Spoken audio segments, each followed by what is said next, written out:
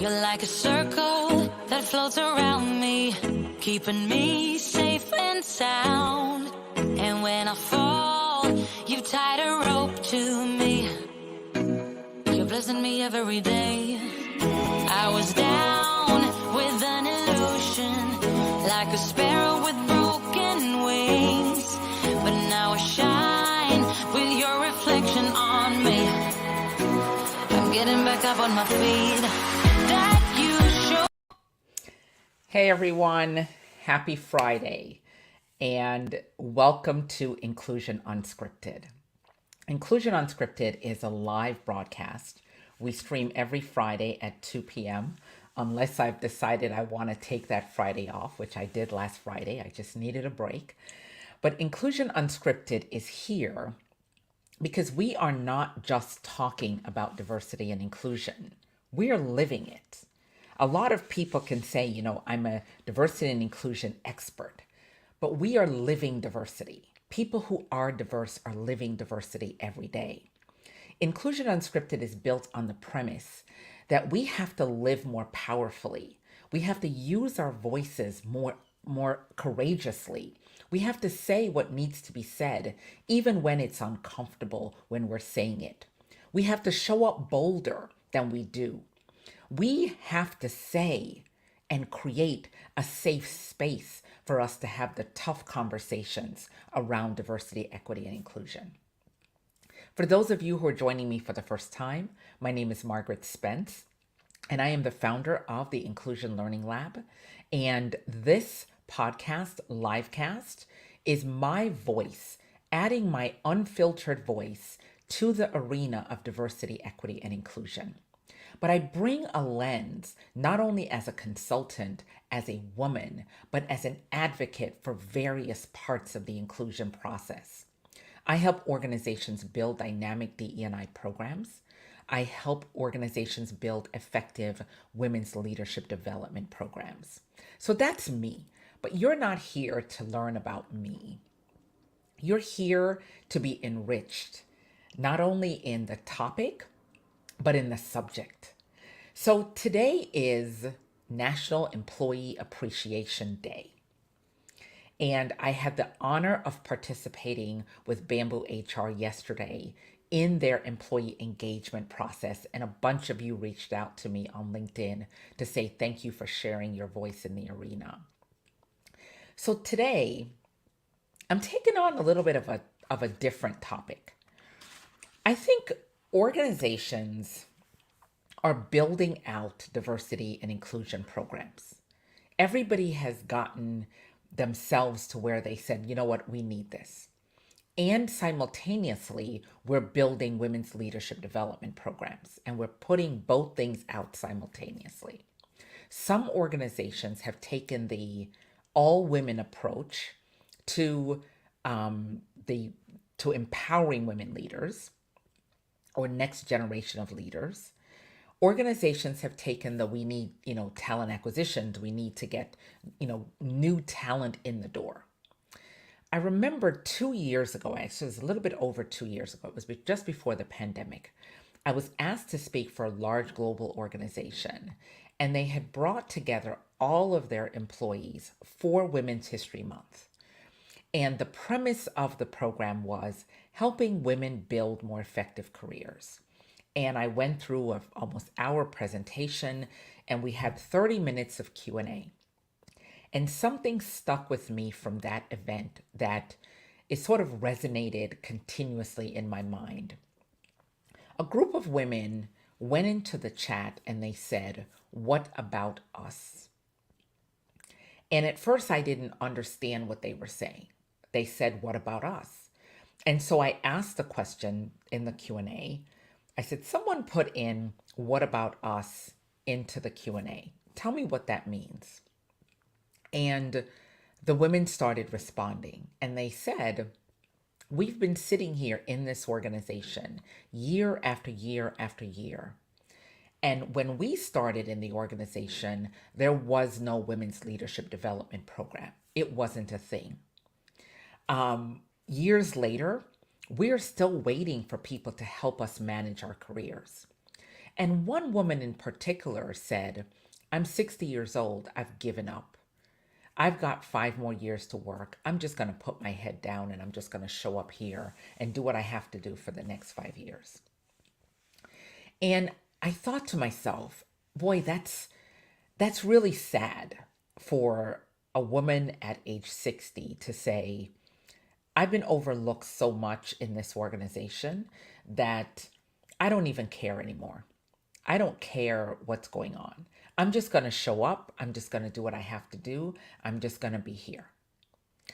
So, in thinking that through, I thought for Women's History Month, we need to do a better job of addressing this population of women.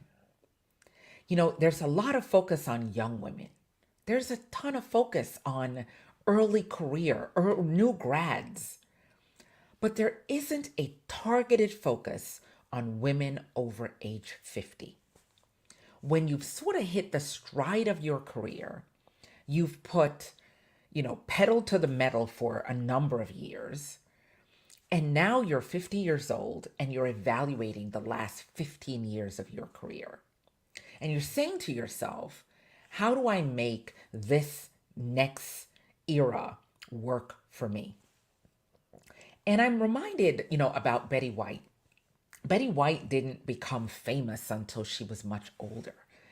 She had been in the industry and had been around for a number of years doing, lots and lots of cutting edge shows. But she didn't come into her prime until she was later in life.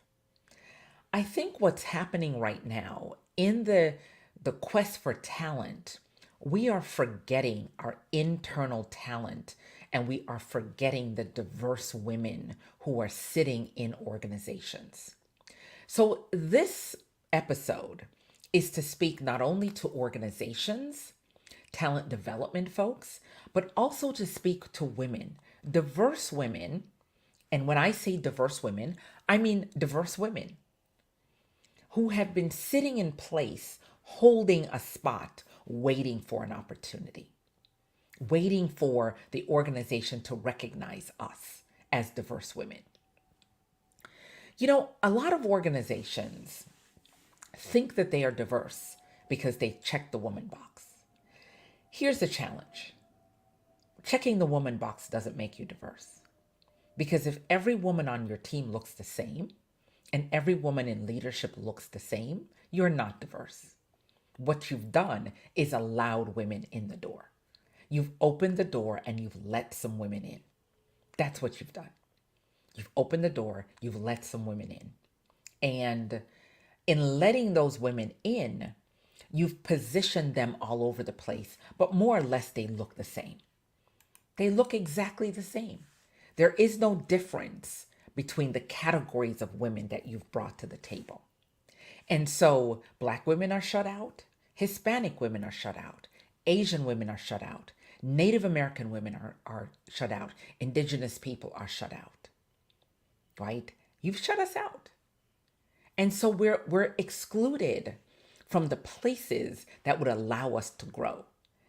A few episodes ago, I talked about organizations wanting our skills, but not our ambition.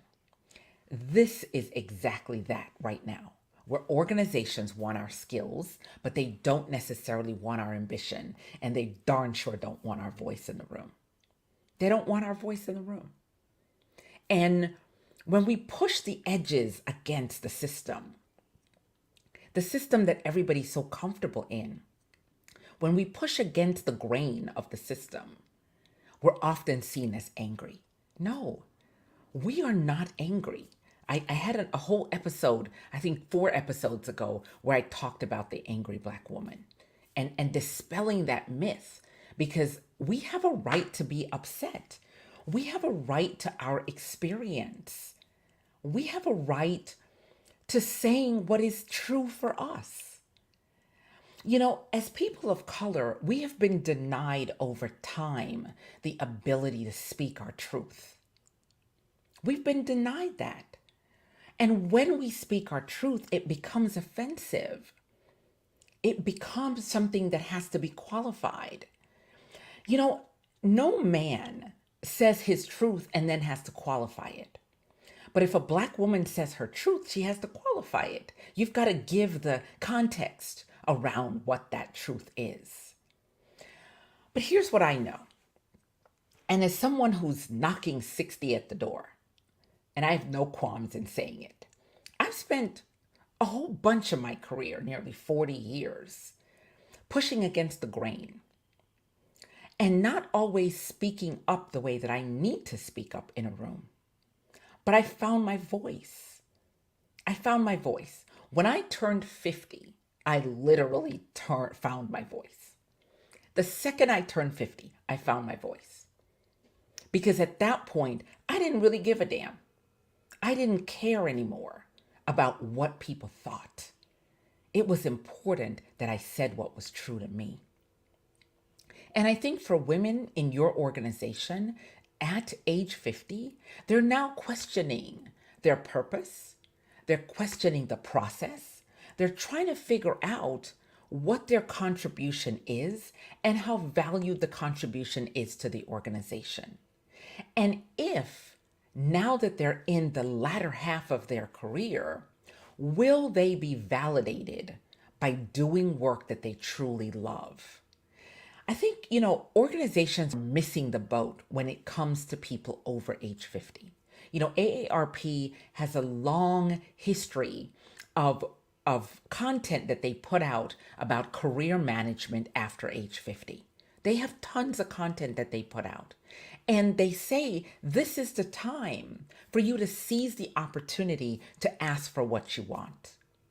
And so for women who have been sitting in the same position, in the same roles, overlooked year after year, this is your time.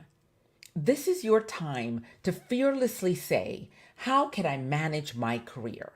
What will this look like for me? Now is the time to say that. And for organizations, the talent that you have sitting in your midst that is undeveloped is shocking. People who have 20 years of experience, who have been sitting in the same role year after year, undeveloped, it's shocking and shameful that these women are still there. So what the organizations have been saying to women is, you're not ready. You're not the right person. You're not the cultural fit. And I did a program a couple weeks ago for the National Inclusion Council.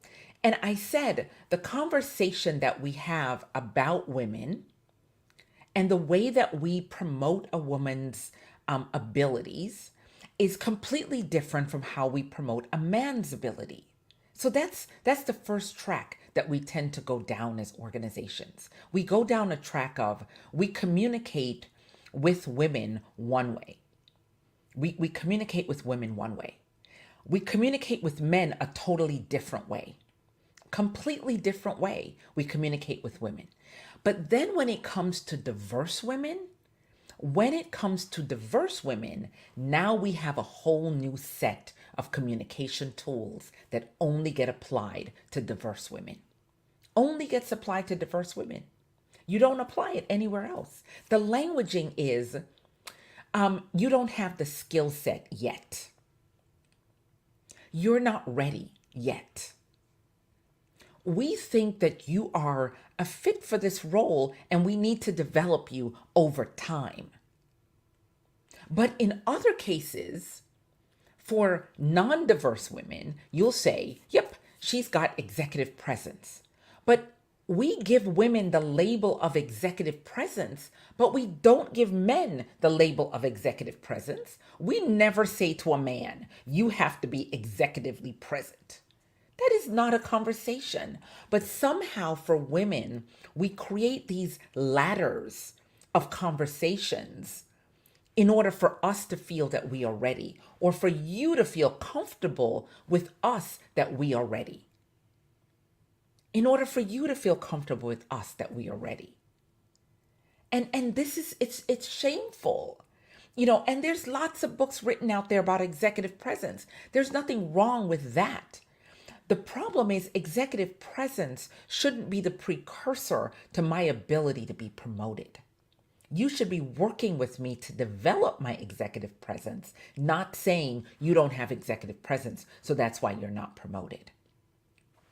But here's what I know.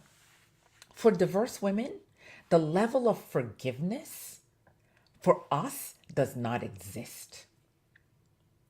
If we make a mistake in your organization, if we screw something up, it shuts down our ability to be promoted ever. The one thing gets held against us for life for diverse women and diverse men. The one thing, if I do something wrong, I will be punished. If I speak up too loudly and vocalize my disagreement, I will be punished. I will be blackballed in the organization. If I talk about the fact that my leader isn't leading me appropriately, I will be blackballed in the organization. If I bring my voice to the table fully, I will be destroyed. And so what happens is Black women get into the people pleaser mode. Diverse women get into the people pleaser mode. We know that what you are doing is not correct, but we don't want to say it because we're afraid of committing career suicide. That's what happens. We're afraid of committing career suicide. We are struggling through committing career suicide.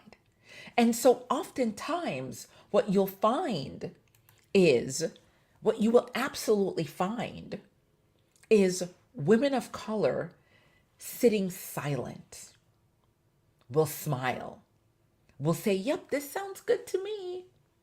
We won't say it because we're afraid of losing. But here's what I know, diverse women, you've already lost. If you don't use your voice, you've already lost. And if you're in an organization that doesn't want to hear your voice, you've already lost. That's the truth. You've already lost. So we have to really think through the development track that we allow women to enter. We have to really think through the development track for women. And we have to think about the development track for women over age 50. That's the key. Do we honestly think that women over 50 don't want to have proactive careers? Do we honestly think that? Do we think that when a woman is 50 years old or 55 years old or 58 years old or 59 years old, that she doesn't want to continue to build her career?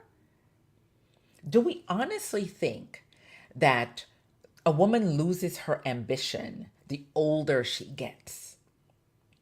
I'd say to you that women don't lose their ambition when they get older. They don't. Women over age 50 are probably way more ambitious than they were when they were 20 because maybe they were raising kids then and they couldn't give the energy to the organization that they can now. So I honestly think this is an untapped marketplace. This is an untapped talent pool. I guarantee you, if you go into your organization right now and you look around and you ask a simple question, where are the women? Ask that question. Then say, where are the women over 50? What roles are they in? What roles are they occupying? What positions do they have in the organization? If we say that pretty forcefully, we'll probably look around and say, wait a minute, we forgot a whole swath of women. And yes, Jim, it is an element of intersectional psychological safety. It is for women over 50, absolutely. Because when we talk about women And then we talk about diverse women, and then we talk about women who are older. And we have this whole mindset that a woman doesn't want growth. I think at the back half of my career, I'm doing way more stuff now than I did when I was in my 40s because I had my kids in tow. Now I don't have my kids in tow. I don't. So I have the freedom to say, I want something to look a little bit differently. I want my career to look different. So how do you, as a talent-driven organization, every organization is talent-driven. How do you allow women to sit on the vine and die? How do you allow that? What is the psychological process that you went through to allow the women in your organization to die on the vine? And what is the conversation you have about diverse women and allowing them to die on the vine as well? How does that look? How does that look for diverse women? It's a key question. Because for diverse women, we are tired of showing up and giving you our all and getting nothing in return. We have the same dreams as every other woman. We have the same dream as men. The women in your organization have the same drive. Lean In has done study after study after study that says women want opportunity just as much as men, if not more. The challenge is that when we put our hat in the ring, it's swatted down the first time. Then we may find enough courage to put our hat in the ring again, and it gets swatted down the second time. Then we'll say, okay, maybe I need to go fix myself. And as women, we go off now to fix ourselves because that's what we've been told. Go fix yourself. Go become better. Maybe you're not ready yet. So we go do the work that you've asked us to do. And then we come back and put our hat in the ring again, and it gets swatted down for the third time. And at that point, what happens for women is the dimmer switch gets turned on. And I call it the dimmer switch. The dimmer switch is pretty simple. This is how it works. A manager demoralizes the employee so much that the employee turns up every day with their light bulb completely turned off, and all that is available to the employee is the single filament, the single red line in the bulb is left on, and the employee shows up every day. And they show up because they have to. They need to pay their bills, they need to do stuff, but they're not contributing fully to the organization. And every company has thousands of people with the light bulb turned off showing up every day. And the lack of productivity and the lack of motivation and the lack of empowerment and engagement is killing us as organizations. And we don't see it. And for women over 50, we are sitting there putting up with it over and over, day after day. So today, on Employee Appreciation Day, let's start appreciating our women over age 50. Let's start appreciating them. Let's say, hey, tell me what you want from your career. It's a simple question. Margaret, maybe we have overlooked you in the past, but we want to hear you now. And thank you, Jim, Monica, and Evelyn, for commenting. I appreciate you. And yes, Monica, it's a paradox for sure. And Jim, it's an element of intersectional psychological safety. Great points. Thank you for commenting there. And Evelyn, real leaders recognize that talent and support is surfaced to help drive the organization's greatness. Absolutely. We cannot, in this day and age of the great resignation, which I don't think is a great resignation. In fact, I had a great conversation with Monica, and she says it's not the great resignation. It's the great reshuffle. People are rethinking this whole process. They're rethinking it. Here's the thing. Let me pause the women discussion for a second. Your employees have watched their friends and family die from a dreaded disease that had no mercy on them. And in that moment, they got to rethink their own life. That's what's happening. But we've labeled it the Great Resignation. No, it's not. I tell you, the most pivotal moment in my life was the day my mother passed away. The most pivotal moment. In that moment, I resigned from my job. And I said to myself, I can no longer work for this organization. I don't like the team I'm on. I don't like the company I'm working for. In fact, I hate all of them. And I went out and I started my own company because that was what was important to me. I went and I took another job for 2 years and I worked through that. And it became the defining moment for me. So people are now saying, I've watched people die. And I am now thinking through, what is the contribution I'm making in your organization? What is the contribution? What are you seeing of me? Again, as I said a couple episodes back, the issue is you cannot ask me to give you my skills and not accept my ambition to grow. That's it. It's not the Great Resignation. It's not the Great Resignation. It is the fact that you are not having stay conversations. As my mentor Bev K says so eloquently, you have to have stay conversations with employees. They have to know first, what is the goal that they have for themselves? They have to know this. They have to know. The second is they have to understand that your roadblocks and your derailers don't mean that they're not qualified. That's the second thing that's going through women's heads right now, and especially a woman over age 50. A lot of them are boning up their resumes, right? They have to say, if I have a development and a skills gap, is this organization developing me? Are they pouring into me the way that I am pouring into them? Is that happening? That's the question, right?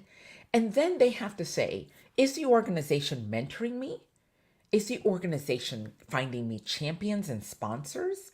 Is the organization giving me stretch goals and stretch assignments? Or are they comfortable leaving me in the same seat for the next 20 years or the next 15 years? Are they comfortable leaving me there? Are they comfortable? That is the question. And yes, Dale, they are prioritizing themselves over the corporate profits. Corporate profits mean nothing to your employees, especially if they've watched their friends and family die from COVID-19. It means nothing because they recognize one thing: when you're dead, the money doesn't matter. And so now your employees are asking for happiness. They're asking for engagement. They're asking to do work that makes them come alive. They don't want to push paper. They don't want to do that. They want to say to you, hey, company, I'm a woman over 50. I want to contribute greater. I have all these skills that I've gained over the last number of years, sitting in multiple roles. I want now to elevate myself. I want to build my personal brand. I want to contribute so that everybody sees my contribution. Because what happens to diverse women specifically is we will do the work and our bosses will take the credit. And so nobody really understands our value until the day we decide to resign and walk out the door. Then suddenly they're like, wait, oh, you were the one doing the work. You were the one doing the work all this time. That's when they come to the realization that you were the one doing the work. So the question is, how do we empower women? And here, let me talk to you women out there. Let's talk to you first before I talk to the organization. Because the organization has had lots of time to get this right and they've gotten it wrong. So let me talk to you as women. The first question that I say to every woman, if you are trying to figure out what to do next, ask yourself, what do I want my next chapter to look like? Because at age 50, we are now writing chapters in 5-year increments. We're writing the chapter from 50 to 55, the chapter from 55 to 60, the chapter from 60 to 65. And if we choose to stay in the workforce, we're writing maybe the chapter to 70, if we choose to stay in the workforce. But the chapter from 65 to 70 might be your own thing, might be the passion project that you put off your whole life, that you want to pick that up in retirement and run with it. That may be the thing. I have a great friend who retired, and she basically started her coaching and consulting business, and that is now her next chapter. So for us as women, our chapters are often written in 5-year increments, but we have to get clear about what we want the chapter to look like. We have to recognize that we have the pen and the paper, and it's our book that we're writing. Oftentimes as women, I'm a caregiver. My dad turned 93 on Tuesday, and I'm a grandma, which is even more amazing, right? So here's the thing. I know that I've written my 5-year chapters, and for me now, this 5 years, this next 5 years that will take me to age 65, I'm saying I want to leave an impact for the next generation. And I'm going to show up bolder to leave that impact for the next generation. And I'm going to lend my voice in the rooms that I'm in so that the next generation has better opportunity than my generation did. That's my goal, my 5-year goal. So how do I make that happen? Now is when you do the hard work. The hard work is being able to ask for what you want. Maybe all these years you've sat in that desk. You've sat there year after year, and you've never truly been bold enough to ask for what you want. This is the time to do it. This is the time to say, I want to know what my development goals are. I want to know how you're going to develop me. Here are 2 positions that I want to achieve in the next 5 years. How am I going to get there? Now is the time for us to have that conversation. Today, not a week, a year, 5 more years. No, now. Feel emboldened to step into your greatness. You know, it's Employee Appreciation Day, but it is Women's History Month. We are standing on the backs of great women who went through lots of suffering and suffrage for us to be here. And women who are still fighting in the trenches for our rights. It's time for us now to say, I am ready to write a new chapter in my book, and this is how it's going to look. This is how it's going to look. For organizations, talking to you talent development folks out there, you HR folks out there, it's time for you to create a psychologically safe work environment for women over age 50. Because you haven't done that. You haven't done it. Now is the time for you to do that. Now is the time for you to evaluate how you talk about women who have been sitting in the organization for years. What is the languaging that is being used to describe these women? What is the language that is being used to empower these women? Is the talent development process empowering all women, or is it only empowering early career women? Because that all women category doesn't work, because you cannot have one message for all women. Because here's what I know about intersectionality. Everybody shows up at the intersection with their own needs and wants, and nobody starts from the same place or the same intersection. So if I am a 50-year-old woman who is a caregiver, I have a different intersection than a 50-year-old woman who still has children at home, who has a child maybe getting ready to go to college. So you have to evaluate the messaging that you are using around talent development and really start to have targeted conversations with each one of the subgroups within your all woman category. There is no one message. There is no one languaging. There is customized programs that meet people where they are. We have to take the term intersectionality for real and understand that inclusion includes women over age 50. It includes us. It includes us.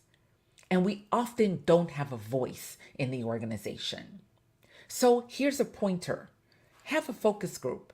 Invite women who have been sitting in the same role more than 15 years, who have been in their career at least 20 years, to come to a focus group to talk about what they want.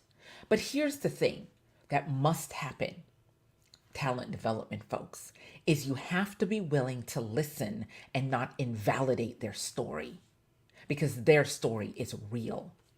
We cannot go around invalidating people's story because it makes us uncomfortable. It is their story to tell. So if they tell you a story that they've been overlooked 5 times for a promotion, hear them. If they give you a story that their manager has taken credit for their work, hear them. If they give you a story that says, I've applied for 8 positions and I've been told no, hear them. We have to be willing to hear what these women have to say. Don't try to take it personal. Don't try to devalue what they've said. Don't try to give it a different spin. We don't want to hear your spin. We're giving you our story, our truth, our voice that has often been marginalized and quieted. That's the reality for women over 50, and that is the absolute reality for diverse women over age 50. We've been in the room and you haven't heard us. We've been in the room and you haven't seen us. We've been in the room and you haven't validated us. We've been in the room and you haven't acknowledged us. So now is the time. So here is the plan. Don't build another women's leadership development program until you carve out your data. Look at your data. Where are your women over age 50? Have they been in the same role? What's the tenure in the role for these women? How many times have they applied for a promotion and been told no? And if your data can't capture that, you probably need to start capturing it for the younger generation. Because here's what I know about the young folks. I have a 37-year-old and a 28-year-old. If they get turned down for the promotion twice, you don't need data, they're gone. Because our generation, the 50-somethings, we've been taught to perfectly show up in your imperfect world and sit and wait our turn for things to happen. The next generation's not going to do that. So if you get this wrong with the current generation that's in your workforce, the almost 50-year-olds and the 50 and over, if you get it wrong, the 20-year-olds will not give you grace. They will walk out the door and you will have a revolving door of talent. So here's the thing. Your current talent pool is your incubator. It's your incubator. It's where you get to go fix all the things that you've done wrong. It's where you get to go fix all the things that need to be fixed. So talent development folks, I'm talking to you, HR. My peeps, I'm talking to you. We have got to validate the current talent at the same time as we bring the new talent in. Because if I watch you throwing resources at the new talent and you aren't validating me, I'm boning up my resume and I'm moving on. Because here's what COVID taught us. There's lots of opportunity out there. There's lots of recruiters who are dialing people up right now. And if the recruiter and the new company can sell the company better, your person is going to be gone. And here's the other part. When diverse people walk out the door, it's about the time that you figure out their value to the team, because they're usually the one doing all the work and getting the least amount of credit. That's the truth. See, I told you guys, Inclusion Unscripted is here to have the hard discussions that nobody wants to talk about. We're not here to make it nice. I don't have the time or the energy to put a bow on it or a lipstick on some pigs. Don't have time for it. I'm saying what needs to be said. We've got to do better as talent development folks, and we've got to do better as leaders, and we have to do way better as HR people to identify the intersectional voices in our organizations. We've got to do better. And yes, true talent is hard to find. Yes, this is it. It's hard to find. True talent is hard to find. And so, women over 50, here is my charge for you. Ask for what you want and don't take no for an answer, because there's no longer a time for you to decide that you don't want something. You need to say it, because 5 years from now, 10 years from now, 15 years from now, when you turn 65 and you decide to fully retire, I don't want you to live with regret. I don't want you to live with, I should have shown up bolder. I should have done more to get the position. I should have worked harder at this, or I should have really asked for what I want. Don't live with regret.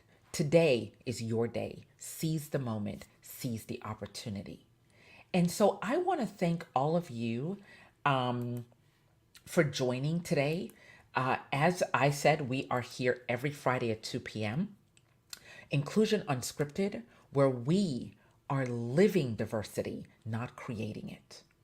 We are living diversity. Diversity is a living being.